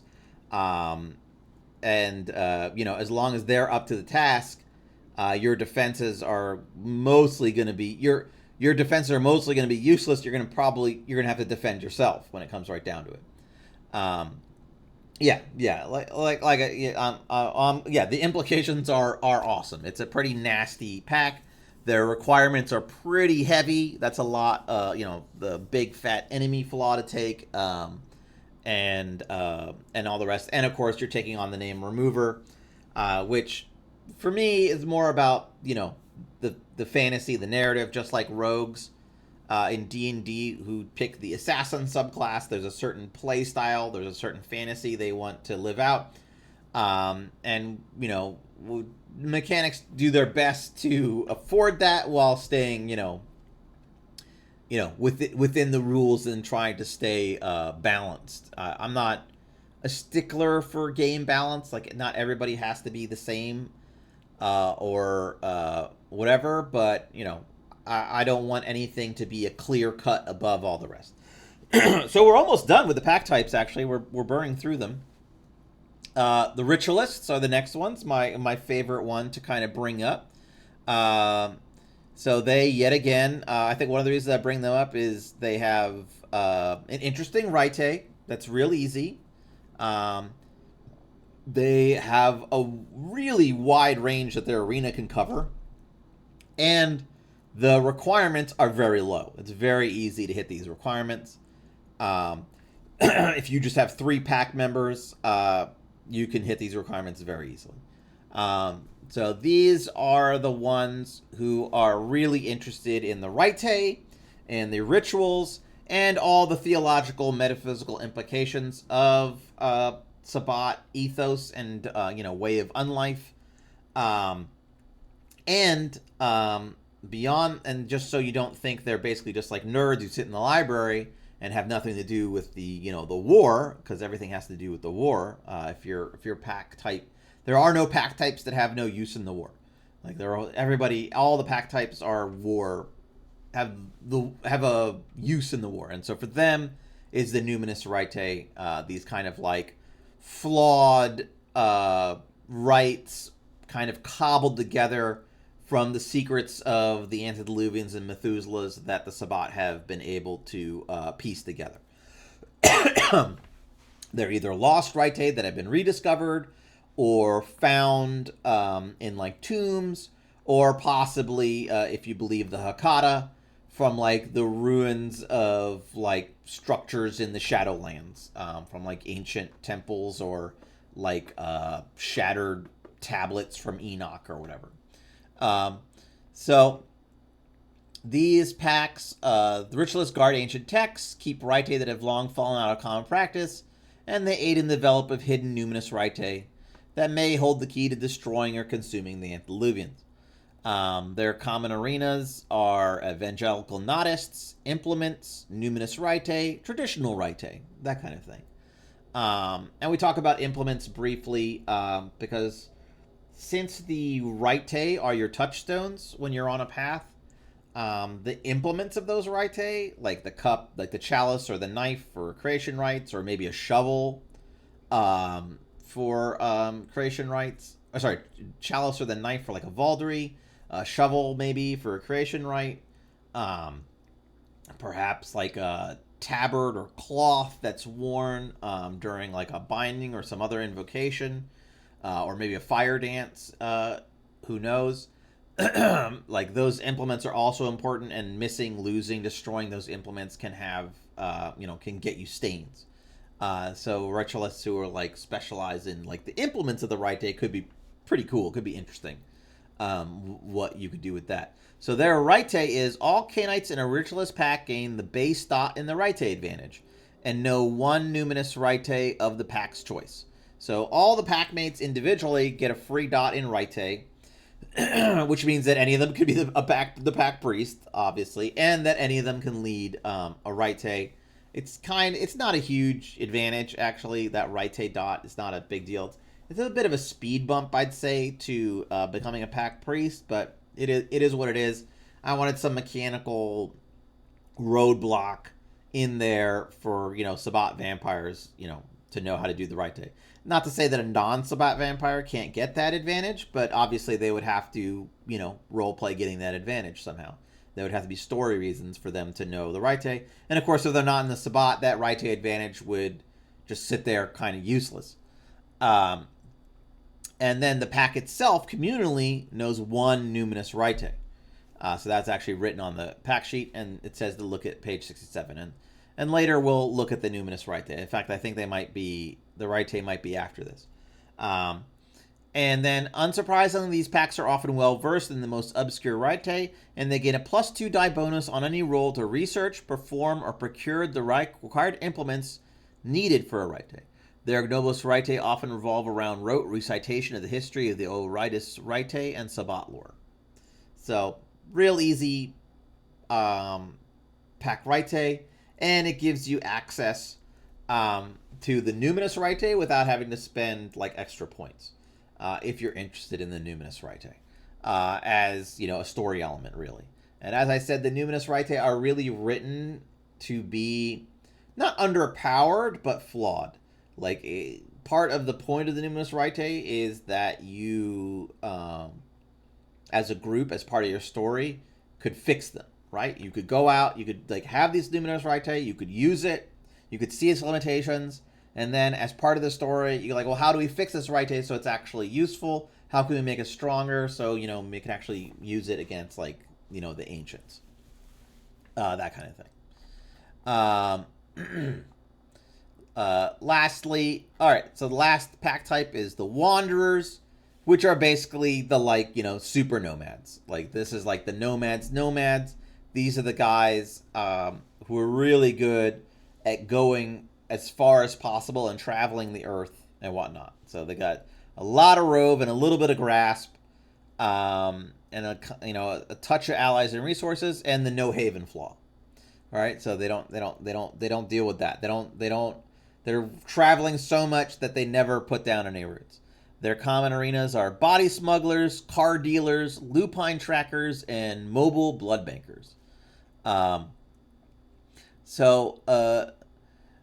Let's see here. I think there's a funny line in here. While arguments over philosophy are rare, the priest often finds themselves responsible for everything from planning travel routes to rationing gasoline to negotiating with lupines. One literal wrong turn can see a priest violently deposed by their stranded pack, or worse, they could be left for the sun as the pack makes its way to bloodier pastures. So just, I hope you're good with. I hope you got a good sense of direction if you're the pack priest of the Wanderers, basically. Their pack Rite, I think, is probably my favorite pack Rite, actually.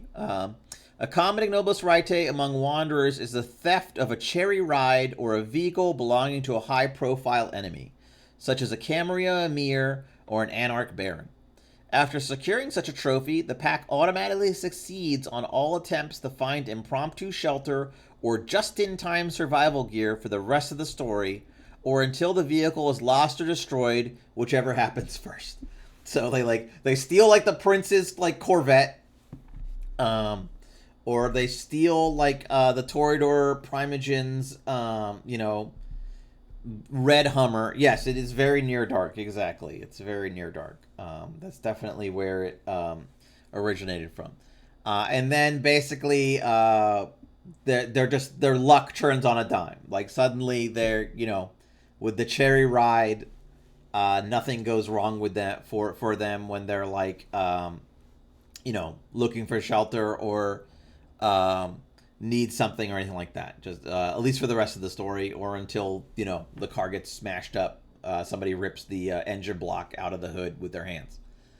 And then lastly, we have a little sidebar on picking a priest. That'll probably be the last thing I kind of go into.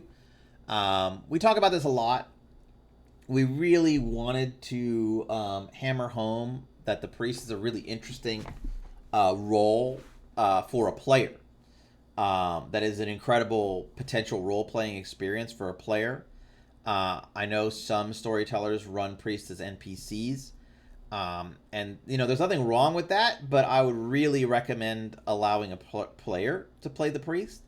Not only does it kind of give almost another voice at the table with some authority, kind of a party leader kind of situation, but there's a lot of meta play that happens when there's a priest who's a player that feeds into the narrative.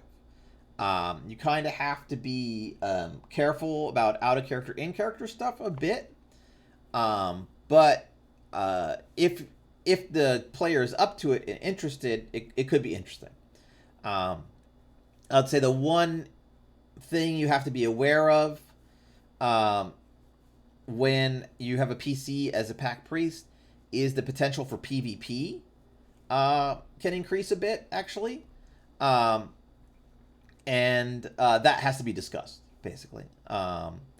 We talk about it a bit here, but basically, as long as there's discussions, kind of out of character about, what the priest is doing and who's going to challenge the priest and if there's going to be a monomancy and all that, as long as there's consent and good fun, then no, I don't. That's not going to be a problem. I usually don't really allow too much PvP in my games anymore. I used to be, PvP free fire when I was a young storyteller, but that kind of game doesn't really interest me anymore as a storyteller. So I have, pretty solid rules on PvP that all PvP has to be 100% consent at all times. There's no PvP, and that I have a veto on PvP even if there is consent, because I don't want the PvP distracting from things and derailing the story.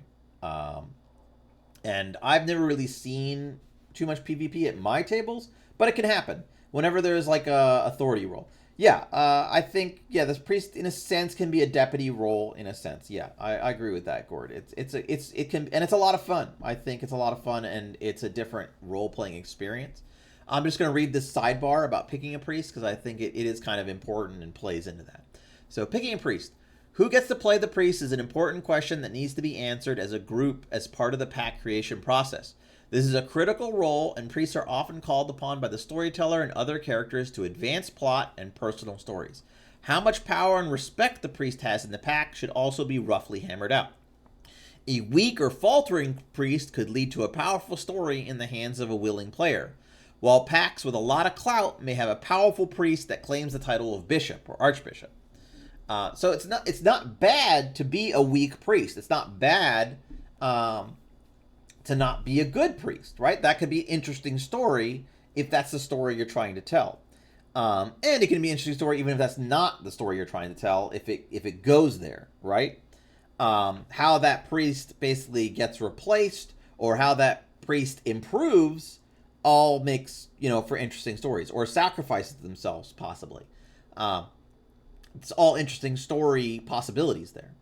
I would say that, failing as a priest, quote unquote, is not necessarily failing as like a player or a character, right?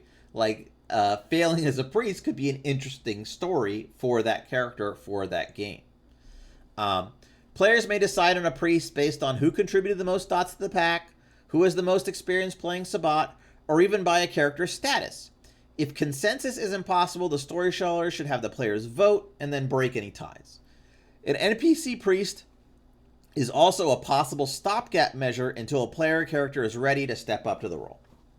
So we introduced the idea of the priest as an NPC as stopgap, not the default, and that's intentional because we do want PCs to be priests because it makes for interesting play. And I think that's the whole section on pack types. Then we get into like communal havens and pack lore sheets and all that stuff, and then after that is the Rite. Let's see, what time is it? All right, so I'll say and having the priest be a player, as you say, Gord, keeps the story focused on the players. If the priest is an NPC, obviously you as a storyteller can end up with like a lot of spotlight and screen time that you may not want, and you may be like adjudicating things based more on the needs of the story and where the game is going in your mind, as opposed to what the players may need or want. I'll say communal havens. We basically talk about communal havens and basically how Sabbat don't usually have individual havens, and that when you do have individual havens, that you should take either the suspect or dark secret personal haven flaws, um, and basically to show that your separation from the pack is frowned upon, is not something that is considered normal, and can be considered dangerous actually. And then beyond that, we have merits and flaws for the deck. So Sabacc Communal Havens are built in a very similar way as Coterie Havens. Packmates can pool their Haven dots together to buy Haven merits and flaws for their shared space. The key difference is that it is exceedingly uncommon for Sabacc Knights to keep a separate personal Haven. So there you go. And then it talks about recouping dots and all that stuff. And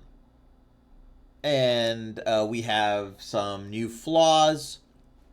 Leyline Sickness, which is basically about just like bad feng shui. Basically it being unlucky. And how it messes with some supernatural powers and stuff.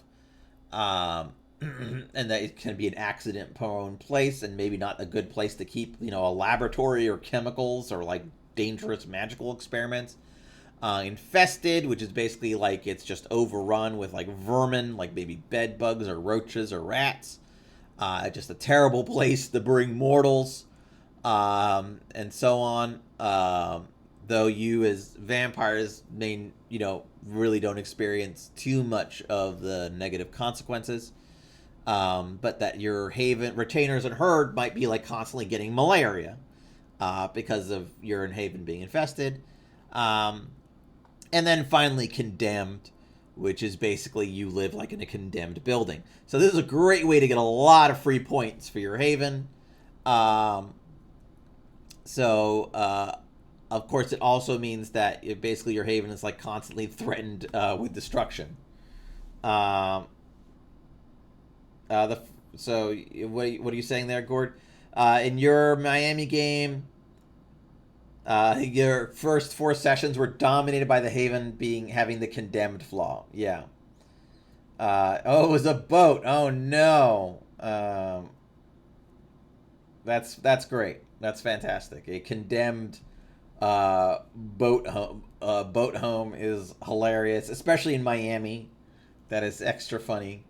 So I'm glad to hear that they enjoyed it. Nice. The Zemese mechanic. Not often you hear that. It's like, yeah, I mean, it's just like the engine's just like a heart, right? But with gasoline and oil. So yeah, it's a great Condemned, great way to get a bunch of free points, so you can beef up your Haven early on. But as was experienced by Gourd Whisperer, it can take up a lot of your time dealing with Condemned if you're constantly kind of staving off the demolition, and of course, why are there people coming in and out of it? Right, finding a new boat, finding a new Haven, because they get the points back even if it's destroyed. Though obviously the flaw kind of eats into that. So they get the points back, as it were, even as destroyed, but in what form that takes or how long the points regenerate, that's all narrative, that's all story stuff. So yeah, and that's also a great use of that game of instinct, right? Like who finds let's find the best boat, meet back here before sunset, blah blah blah. Whoever finds the boat that meets these criteria wins the game of instinct. That's definitely a game of skill, a game of perception, and a game of luck. So the other merits, and then we have new merits for the Communal Haven, which is Sanctum, which is like a Rite space. So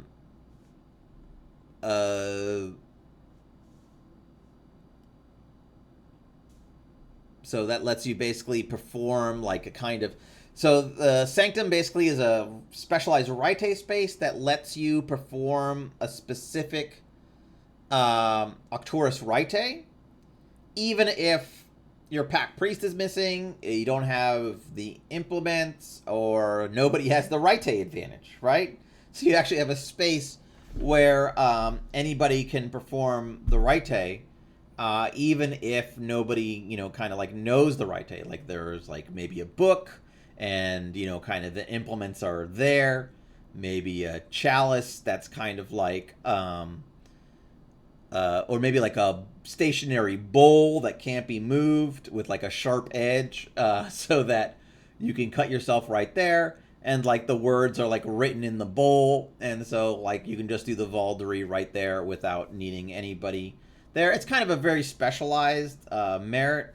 I think probably you'd only see that, NPC packs might have it, or maybe packs that run in a weird way, where they don't have like an official priest, or maybe they like kind of rotate priest functions and all that kind of stuff, and so on and so forth. Like technically you have to have the right advantage to be the priest, but it's also a social role.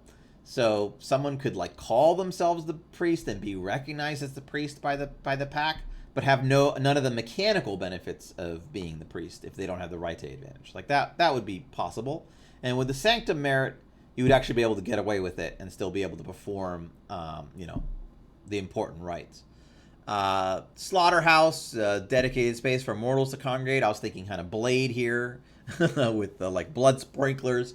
But basically it's just a place where you can liquidate a large amount of mortals all at once. It basically gives you the benefit of the Blood Feast Rite on demand. So,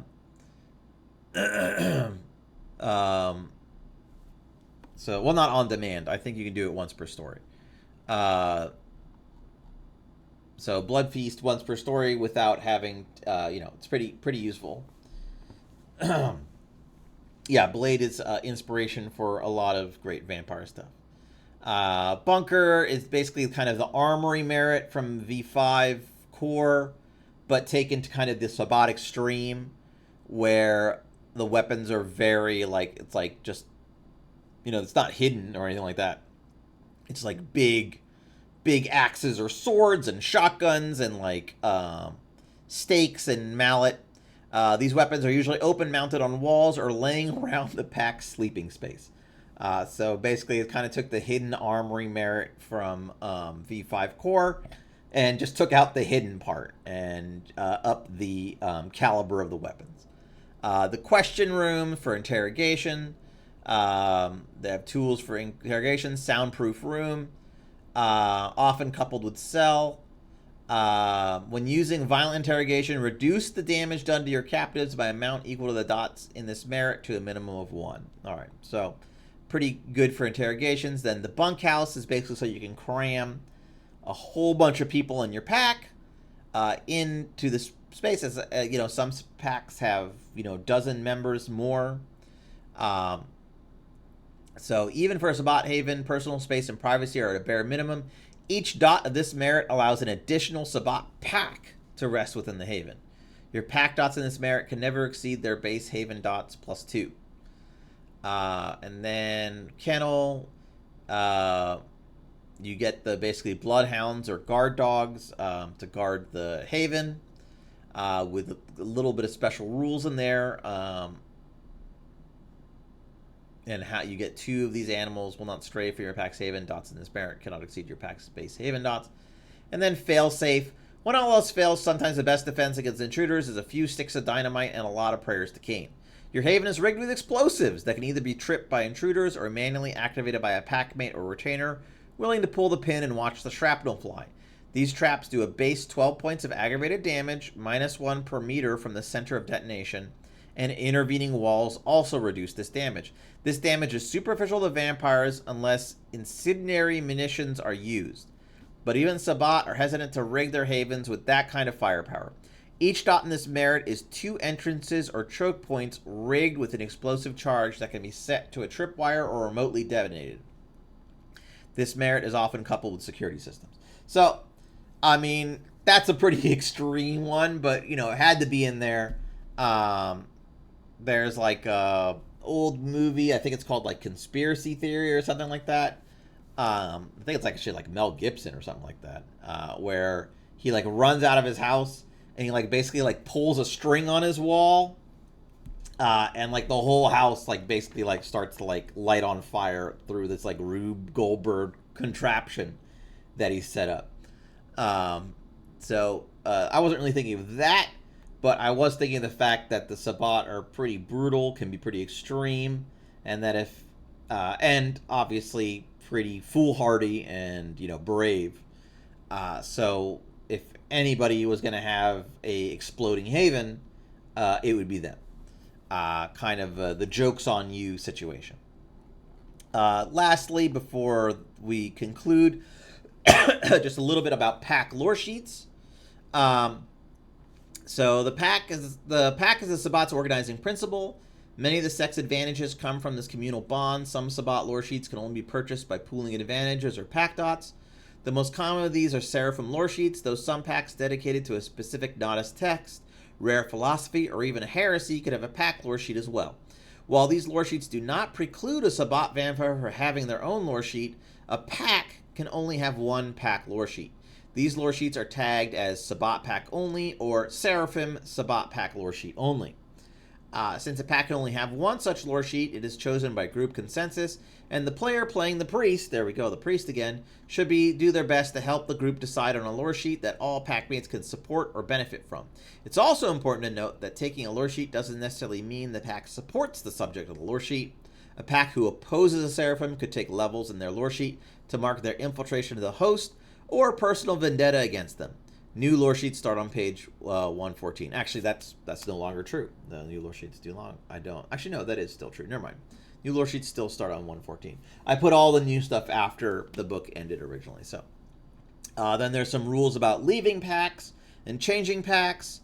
And that's a bunch of mechanical stuff about how the blood bond of Iniculum works if you leave your pack, and how you can get the suspect and shunned flawed and all that. It's all in there.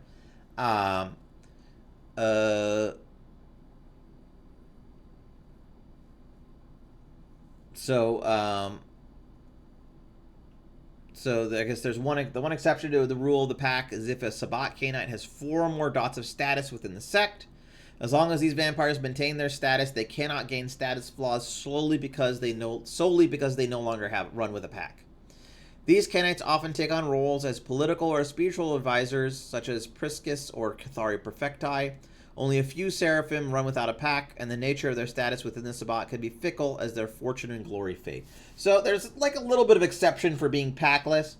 Like with this system, usually not having a pack or going too long without Vinculum is going to get the suspect and the shunned flaw. It's in there. We talk about the Wild Hunt Rite and how that's basically used to take out like traitors. And traitors are usually identified by those who like go packless too long, don't do the rite, all that stuff. But there are some Sabbat vampires who are so prestigious, have so much kind of status in the sect, that the fact that though they don't have a pack isn't held against them. That their loyalty is basically kind of beyond question in a sense. And this was more common, not more common, but Prisci would not have packs very often. Cathari Perfecti would not have packs very often, and so on and so forth. And then last but not least, I'll talk about there's the choosing the Seraphim, and that is just a nice little sidebar about how you pick a Seraphim if you want to pick a Seraphim, and that you don't have to pick a Seraphim. The Seraphims are fun, interesting. Example, but yeah, would they could tend to color your whole game. Yeah, so Gord, you bring up like Sasha Vikos, right? So Vikos would be an interesting Seraphim. I think the Sasha Vikos lore sheet we have here is not a Seraphim lore sheet. It is actually a lore sheet anybody can take. There's some levels of it that are Sabbat specific. You could very easily build a Sasha Vikos Seraphim lore sheet. That could be pretty interesting.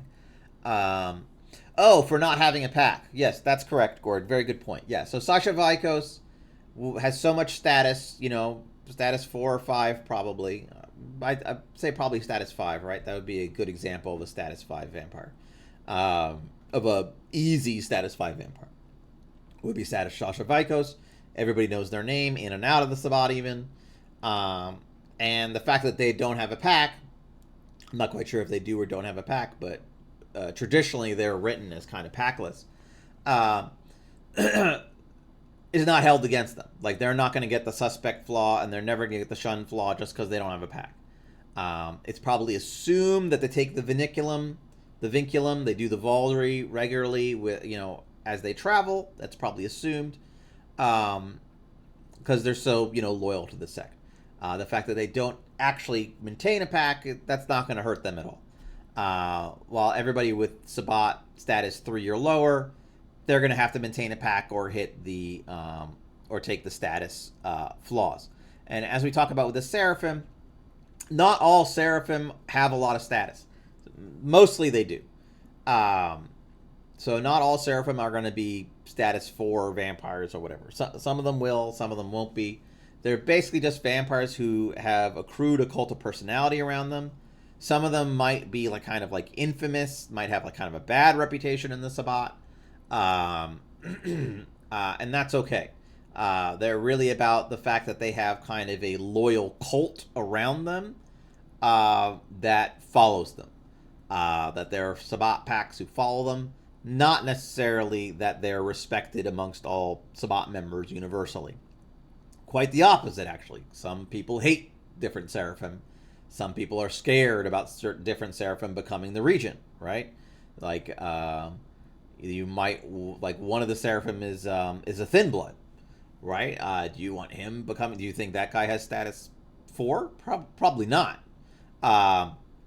Another Seraphim is known to be very young. He's actually was a shovelhead, and he talks about being a shovelhead, and he has a podcast. Maybe, and some of the younger Sabbat are into that, and he has a following, and so on and so forth. And others are basically maybe not elders, but basically elders, or very powerful vampires.